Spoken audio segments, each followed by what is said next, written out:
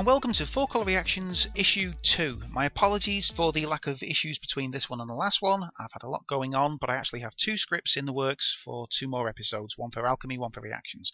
Also apologies for the microphone and the headset. I cannot be bothered going behind my computer to rig up the other microphone because I spent most of the day trying to rig this one up behind there to start with. So, that out the way, on with the episode. Now, the inspiration for this particular video comes from an article I found on a far-right website which won't be named because I refuse to support that crap. Okay, that website claims that Marvel Comics are in a big, massive slump because they are diversifying their characters. Right? Both of these things are absolute horseshit, and as I mentioned in the video, I'll be going into why at a later issue. Okay, that isn't the crux of this video. The crux of this video is aimed very squarely at the very small minority of very loud fans who bring the hobby down and make the rest of us look bad. Okay, and they're there because the rest of us don't speak up enough about this because we're just getting on with enjoying ourselves. Okay, and they shout loudest. They're the ones that send death threats to Nick Spencer over Captain America suddenly being a Hydra agent, that kind of nonsense. Okay, and they're usually spotty little teenagers or middle-aged neckbeards. Okay, really, really frustrating. Okay, in all hobbies, right, there is some rivalry between companies, and there is mutual support. And take football for example, you wear the shirts, you enjoy the matches, you support whichever team you wish to support, and you shake the hand of the opposing team, or begrudgingly maybe because of that rivalry and stuff like that. But you also get that one element, the football hooligan, the arsehole, the one that likes to bottle the other side for some stupid reason. They consider what they support to be the be-all and end-all of life itself, which is kind of weird. So this video is in reaction to the vocal minority of fantards out there that reacted to that article.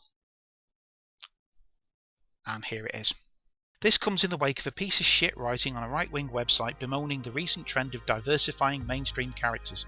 Iron Man is now a 15-year-old girl, there's a black Captain America, Thor's a woman, all replacing the originals. This has happened before, it will happen again. Now, I'm a huge Thor fan, and the new Thor is a seriously excellent comic, and while I can't speak for the Sam Wilson title, I've not heard any complaints. The difference between then and now is, these days the vocal minority have a soapbox to stand on and an army of straw men to hide behind. I fully appreciate it's a minority that makes the fans of comics look bad, but it's a very, very loud vocal minority, and it makes us look really, really bad. Forget the article itself, it comes from a grotty little right-wing site that loves Donald Trump, and it's using this to sway the hearts and minds of the inbred and the stupid. What really disturbs me is that it's working. Middle-aged fans are wistful for the old days when white hats fought the black hats, and new fans have got nothing to moan about because they can't remember the old days. Characters have been getting swapped out all the time. The changes made these days are more diverse because the big two are trying to get more than spotty little basement dwellers and middle-aged fedora wearers to maybe read comics and not just store them in boxes to whine about them. The article also mentions that sales are dropping because of this, which isn't true. A brief gander at Comic Chronicles will give you all the facts and figures you need. Comic sales fluctuate for many reasons, diversity isn't usually one of them, and I'll be going into that at a later issue. Captain Marvel went from this to this, and fantard reaction was obscene. But she turned into an overnight hit with a crowd that developed its own fandom and turned Carol Danvers into a big enough character to be getting her own film. Captain Marvel works, Thor is working, Superior Spider-Man worked, many others have worked, despite the moaning and the bitching. Now, for those of you sending in the straw man army to fight in the comments section, let me preempt your replies. It's diversity for diversity's sake. Do you have any idea how stupid that sounds? Other companies are taking the big two in terms of diverse content. The big two need to stay relevant and reach out to a potential audience that might not feel a collection of straight white men very relatable. It's an insult to the original concept! The original concepts are still there. You, like me, have a wealth of back issues going over 50 years into the past, and not all of them feature the same character through a specific run. The new versions are not taking anything away from the classics. In fact, it's safe to say that you are getting the type of fresh new stories that older readers whinge on and on about never getting. Why not create an original character instead of changing an old one? Because you don't fucking buy them. Blue Marvel, anyone?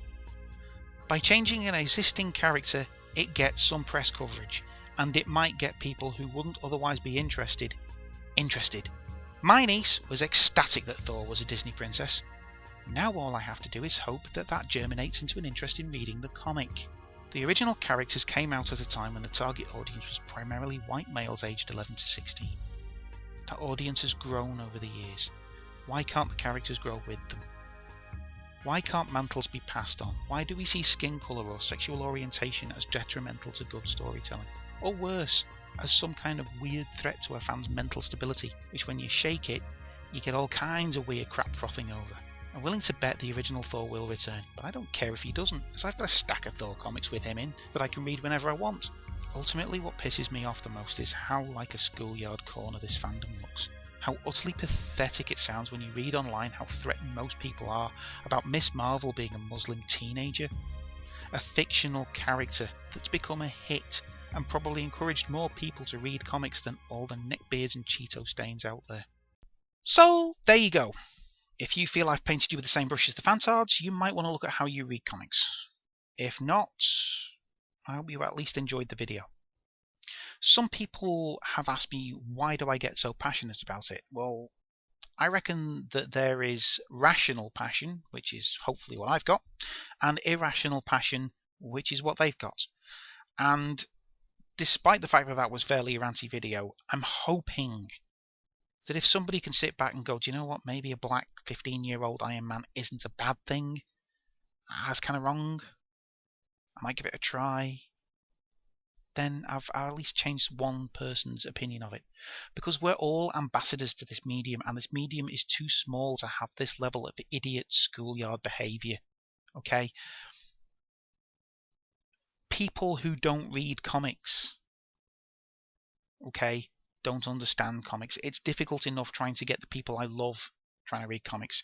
Trying to get people out there in the wilderness to read comics, okay. And when they read comments on my Facebook page and on various things that detract from the experience of reading comics, that show that very vocal minority up, then it makes us all look like idiots. And please stop it. Because like I said, it doesn't matter. It's a good story. That's all that matters, having a good story. I am shattered. I have an itchy ear, which I can't scratch because I have earphones on. And I'm going to go and scratch that.